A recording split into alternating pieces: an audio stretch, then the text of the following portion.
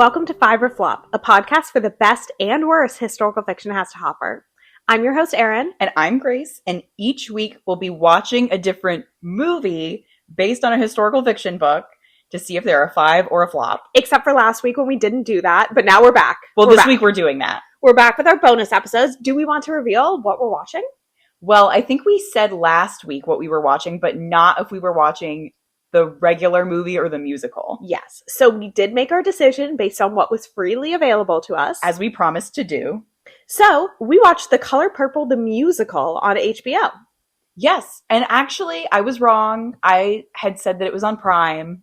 It was on HBO. And you also said you had seen it before. Yes. That was true. Yes. Not a lie. Not a lie. I still haven't seen the Whoopi Goldberg Oprah one, even though I want to. So I'm going to make that happen. Mm-hmm. But yes. Whoopi Goldberg, way famously of Carmen Thibodeau in Glee. Exactly. And also of making a cameo in the musical adaptation, which I had forgotten about, but which was very jarring. It was incredibly jarring. She was the midwife. Yeah. And if you aren't familiar with The Color Purple, as perhaps some of our friends who were watching weren't because none of us were alive when it came out, mm-hmm.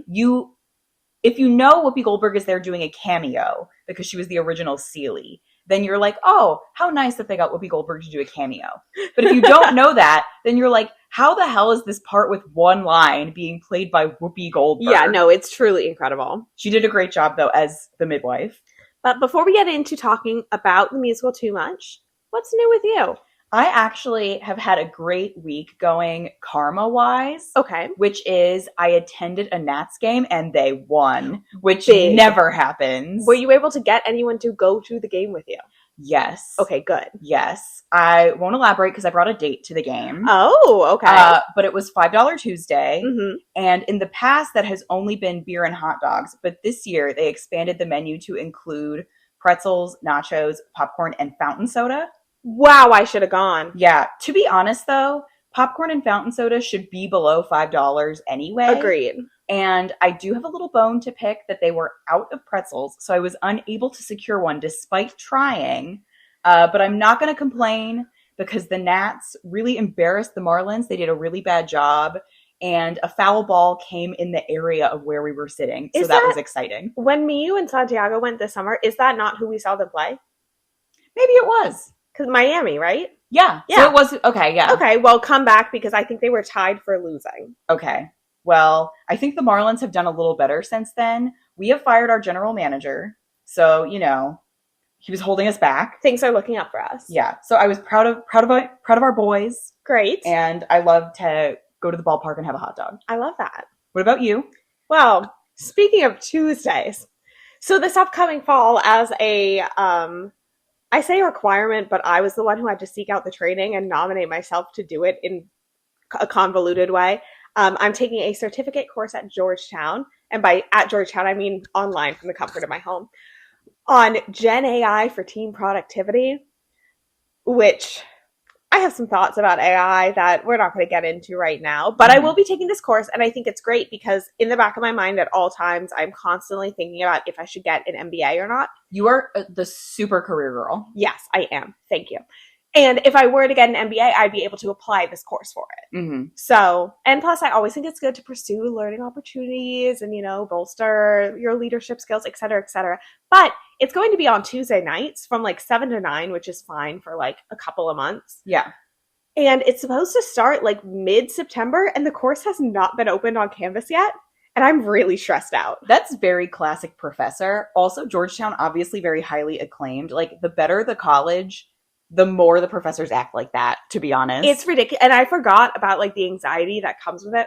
I remember being an undergrad, if my class hadn't opened yet, my heart would be beating out of my chest. I'm I need to know what the syllabus is.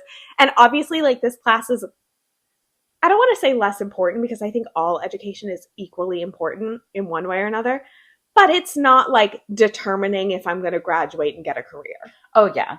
So I don't know. I just want them to open the class. I want to know what it's going to be. I have to buy a Chat GPT subscription. It's crazy out here. Well, I'm very much looking forward to using the Celebrate React on your LinkedIn post for this when you post about it. I can't wait. Grace is a loyal LinkedIn connection in that she always comments some dumb girl boss thing.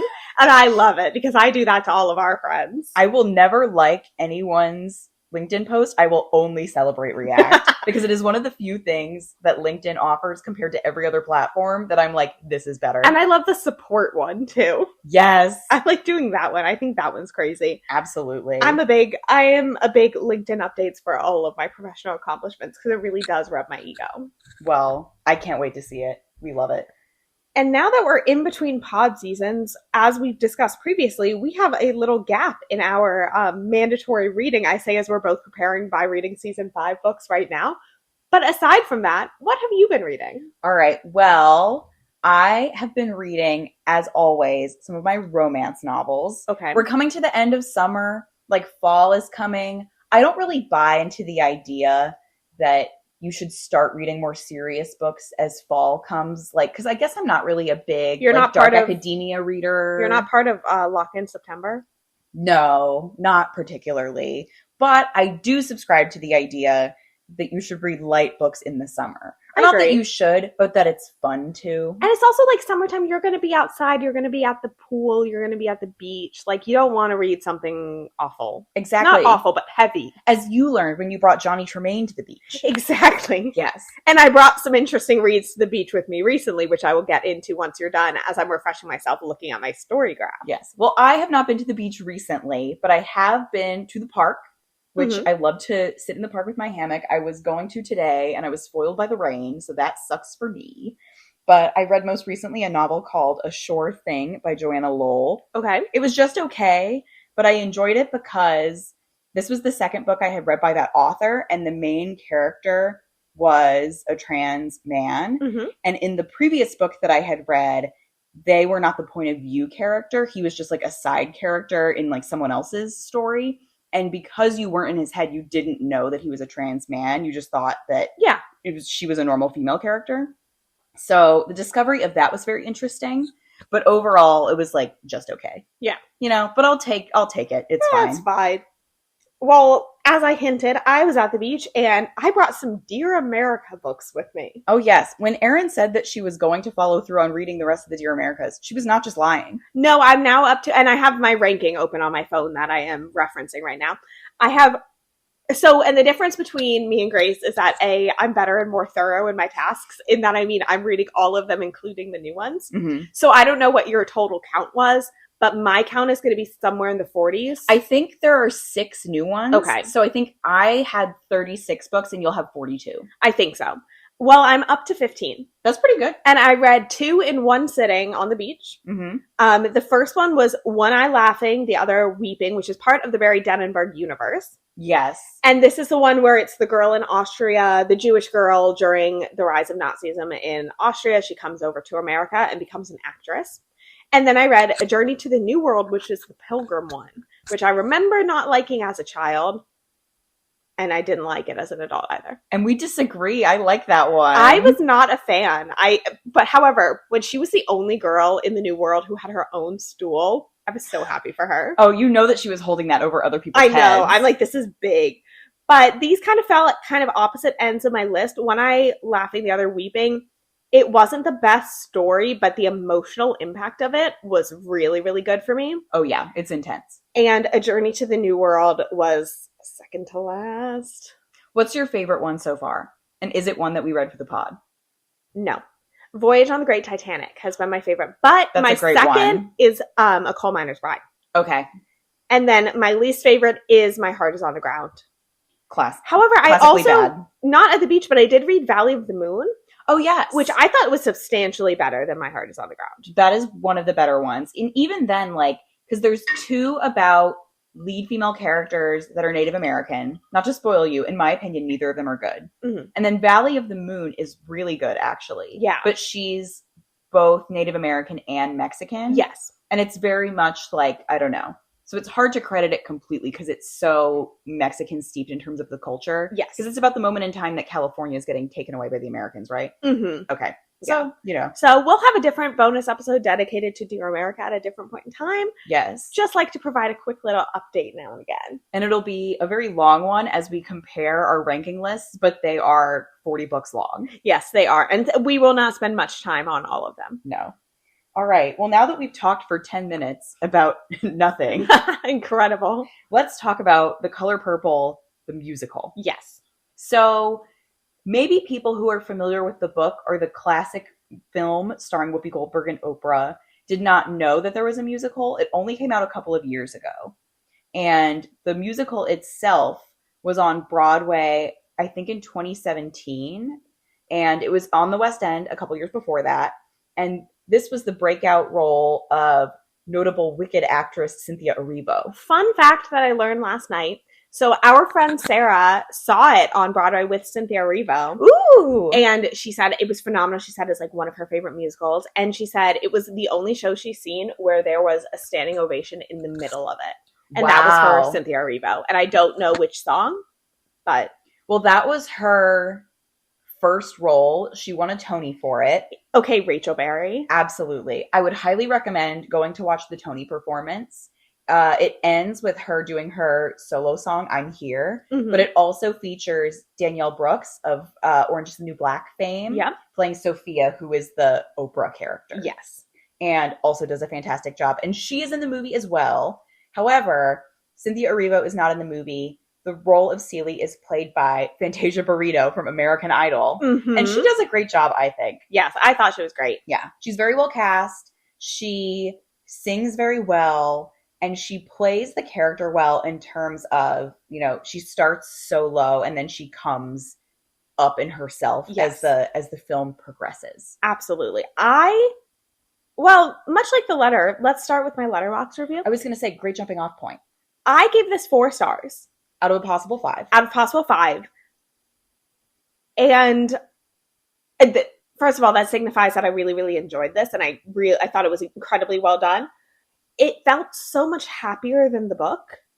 The songs felt almost a little, I don't want to say misleading, but tonally misleading in a way. A few of them did. They did not have really that many dark songs, especially like the opener kind of set the tone, and it's the people in town going to church on Sunday. Yep. And it's a great song. All the songs are good, but they don't really get that deeply into the weeds, except for like maybe 1 or 2, but kind of not even then. And then I think the other reason I took a star off, and this might be jumping ahead in our conversation, is the changes that were made to Shug Avery's personal life and story and her family relationships. Actually, I think let's do it now. Yeah. Okay, so as we remember from the book, Shug Avery has a couple of kids that she like has no contact with, and like her parents are raising them. Yes, and she is not bothered by this. No, and she is not. But in the movie, instead of having that be like or in the musical, excuse me, instead of having that be a point of contention, it's her relationship with her father, who's a preacher in town. Yes. And they have like these weird interactions every once in a while in the movie that just, it didn't really do anything for me. Yeah, it's like where Shug clearly wants to still have a relationship with him, but he's turned away from her because she's a sinful person. A loose woman. Exactly. Well, can't argue with that. But you're right. I do think they could have incorporated Shug's children into the movie in a way that would not have taken up time. Yeah. I don't think they had to dwell on it, but I do think there are conversations that Shug has with Celie, or maybe even just one, about Celie not being able to see her children. And Shug could have brought hers up then. Maybe they didn't really know how to do it. And when we say they, we don't know whether we mean the writers of the film or the musical, because maybe this is an element they took straight from that. I guess we should have asked Sarah, although God knows if she would remember at this point. But I don't think they needed to leave that out. I think they could have maybe felt that having those scenes where her father is present would convey more emotion. Yeah. Because she doesn't have an emotional attachment to her children. But who knows? Yeah. Here's something else that I think kind of took away from the dark tone, that it was kind of a positive and a negative, which is Coleman Domingo's performance as Mr. Okay, I was about to go to Mr. next. Yeah. It's this complicated thing where He does a fantastic job. So good. He's such a scene stealer. But the thing is, he's kind of funny. It's kind of like how with Catherine Called Birdy, we said the dad was like way too likable. Yes. Mr. was like way too likable. He was too likable. And don't get me wrong, there were scenes where he was heinous. Yes. Like especially, so they have two different actresses playing both Celie and her sister. What's her name? Nettie. And the younger version of Nettie is Halle Bailey. Mm-hmm. And the scene where he like tries to have sex with her against her will, and then she refuses, and he throws her out in the rain in the middle of the night and threatens to shoot her. That's intense. Like that's one of the scariest parts of the whole movie. But so much of the rest of it, he's hamming it up. And he gets a massive redemption arc. Yes. Well, that's reflected all the way back in the book. Yeah. However, they do take it a step further in the musical. It's farther in the musical for sure. Because he pays to bring over Nettie and her missionary husband and Celie's children when they're kind of stuck in immigration snafu getting out of Africa. Yeah, the whole German U-boat thing did not happen. No, which is fine with me. It's fine. And they do imply slightly that he knows he has to right himself with Celie because girl boss Fantasia Barrino did a great job at this. She places the curse on his lamb when she leaves to go to Memphis with Shug. Mm-hmm. And they have a whole scene where like he's working his land and it's desolate and like there's a plague of locusts and whatever. And he knows that comes from Celie. But they don't really play that angle up enough to make you think, oh, he's doing this out of his own self-interest. There is that element of redemption arc there. Yeah. Absolutely. I did love the songs. So I know my first comment was the songs were too happy for this. I loved the songs. They were very good. They were catchy. The performances were excellent. The costuming in this was phenomenal. Oh, yeah. The whole time, it looked amazing. Like, especially Taraji P. Henson plays Shug, and she looks amazing. Also, thank you for remembering who plays who at every point, because I could not. I know Halle Bailey, and I'm like, I can't remember a single other person's name from this. Okay, well, let me throw in one more thing. The Squeak, Harpo's second girlfriend, is played by her, like the R&B artist. That was such a surprise. They don't let her sing. Well, A, she doesn't sing. B, I guess I've never seen her, like, with her hair up and not wearing sunglasses. I don't know. But just, like, she looked like she was 15 years old. She has, like, the sweetest little face. Then I was like, oh, yeah, I forgot that that's her. It was crazy because we got to, like, the credits of the movie, and you and Hannah both were like, wait a minute. Yeah. That's crazy. Yeah, so the casting was phenomenal. Yes, everyone did a fantastic job. Standout songs, I'm Here, certainly, that Celie sings at the end. Hell No. Hell No, that Sophia sings. The clit song that Taraji P. Henson gets to sing. That was great. Good for her. There's so many more, but yeah, highly recommend just listening to the soundtrack of the Color Purple musical. Yeah, whether that's, the Broadway recording, this recording. Yeah. Loved it. When something gets adapted, especially something like this that's a serious source text, you kind of always have to wonder, does it need songs? Like, is it improved by the presence of songs? Like, the Mean Girls musical is not better than the original movie. In my perspective for this, it attracts an audience it wouldn't otherwise. Yeah. So I think from that standpoint, it is an improvement. Yeah. I think it's different, but kind of lateral. Like, I think the music is its own art form. I certainly don't think that it needs music. Yeah, no, I agree. I would say, I would much rather, like, go see Les Mis than read the book.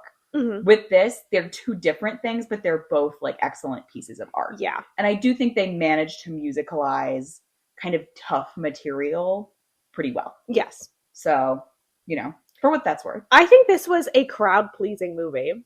Yes. Yes. We have subjected our audience to some weird stuff. And we watched this one on my birthday. I didn't tell anyone what we were going to be watching. No, it was a surprise. However, credit to everybody. We told them we're watching a pod movie and we won't tell you what it is. And they were all game for it. And I'm kind of... Next week, we're talking about another pod movie. And that was the other option to watch with all of our friends at my birthday. So Maybe it's better we pick this one. Glad we didn't, yeah. But this is, I would say, a much more classically normal movie than like Catherine Called Birdie or the Dear America shorts. Yeah. And it was certainly easier to watch than the Between Shades of Grey movie. Yeah. So this is the best pod movie we watched. I guess so. You know what? Going back to the earlier seasons, what else have we watched? Snowflower, Catherine Called Birdie. Did we watch anything for season 2? Did we not watch anything for season 2? What were our bonus episodes? You watched Lessons in Chemistry, and I watched Pachenko. I'm actually going to go and change my Letterboxd rating, because I'm pretty sure I rated Catherine Called Birdie a 4 also, so I think this deserves a 4.5, if I'm being honest. Catherine Called Birdie, yeah, there were conflicting opinions on that. Oh, well, obviously, actually, you're wrong, because for season 2, we watched the best movies of all time, which are Water for Elephants and The Other Boleyn Girl. Oh my god! How can I forget we watched The Other Boleyn Girl? Yeah, this is the best pot movie that we watched. My answer has not changed. No. Well, until maybe next week. You don't know what we're watching then. And by you, I mean the audience. Yeah, no, I'm sorry. I'm looking through my Letterboxd now, as usual. Certainly beats The Letter.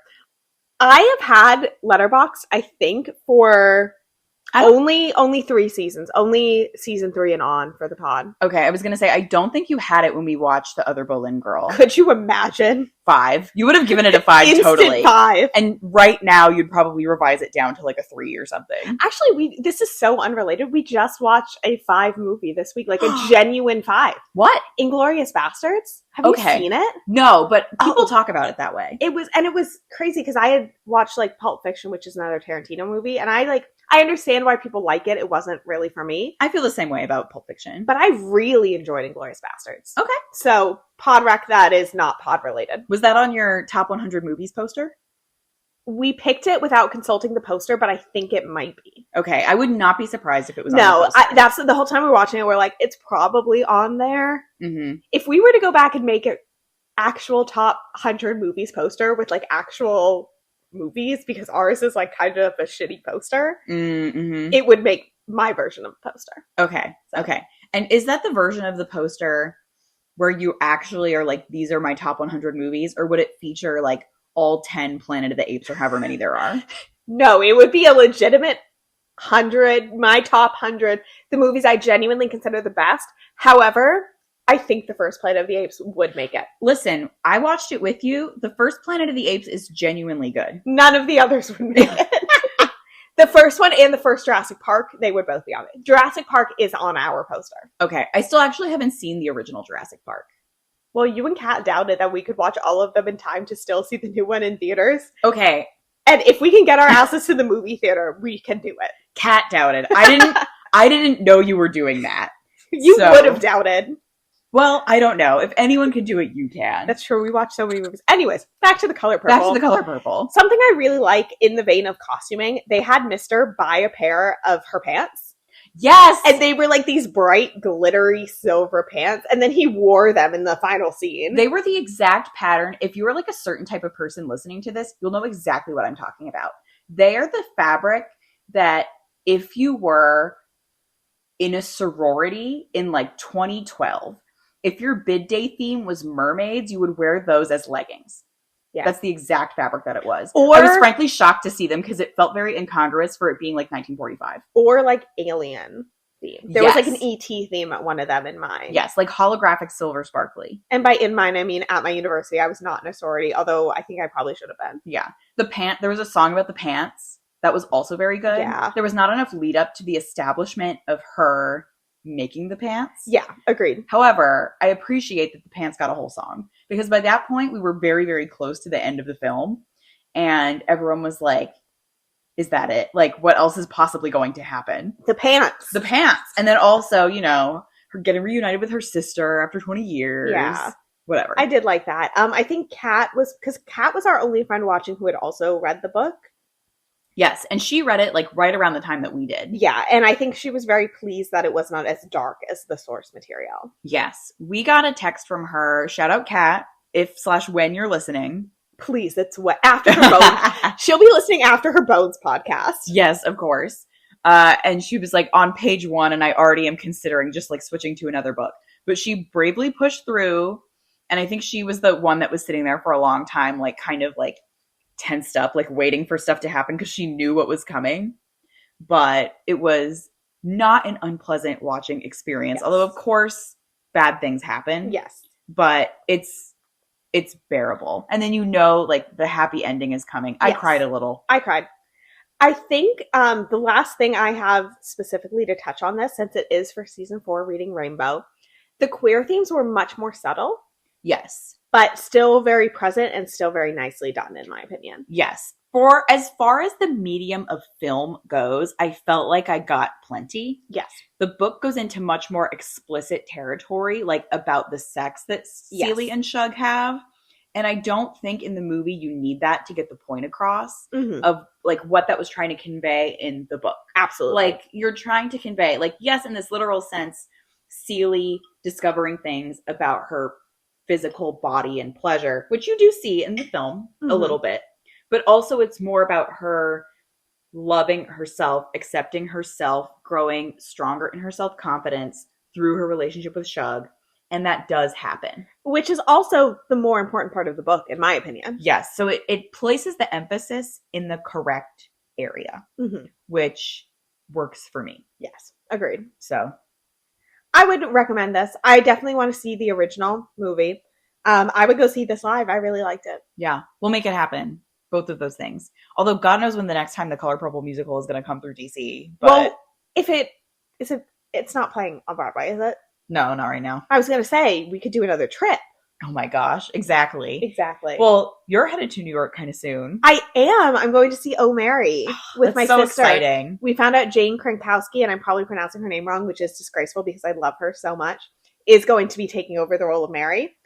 So immediately Rose and I texted each other and we're like, should we just have this be our Christmas gift for each other and just like, split a hotel for a night and get tickets? How great to be on the same wavelength like that. And we're like, absolutely. So then we actualized on the plan very quickly. Like this was on, I think Tuesday we were texting about it. We bought it today. It's Thursday. Yeah, that is not common. No. This does not always happen. No. And so I'm, proud of us for doing that. I don't think it beats the speed at which we bought tickets to Bad Cinderella, but we were under duress because that was going to close. Yeah, that we had no choice, but I mean, that was so worth it. Yeah. And so this will also be so worth it. Exactly. If only the girl who was Bad Cinderella was Mary Todd Lincoln. But you can't have it all. You can't have it all. No. We really do have our finger on the pulse of Broadway, like everything good. Like first, Cats off Broadway, which is going to Broadway. Water for Elephants, clearly. Bad Cinderella. And now you get to see Oh Mary. Exactly. And maybe one day they'll bring Snowflower and the Secret Band to Broadway. One day. Well, and also we have tickets here in DC for Hamnet. Probably the best play of all time. Low-key, I keep forgetting we have tickets because it's like in April. It is. We bought the tickets in August and the play is, I think, in like the last week of March or something. Yeah. But I can't wait. All right. Anything else you want to add about The Color Purple? I have something to say. It's kind of negging, though. Okay.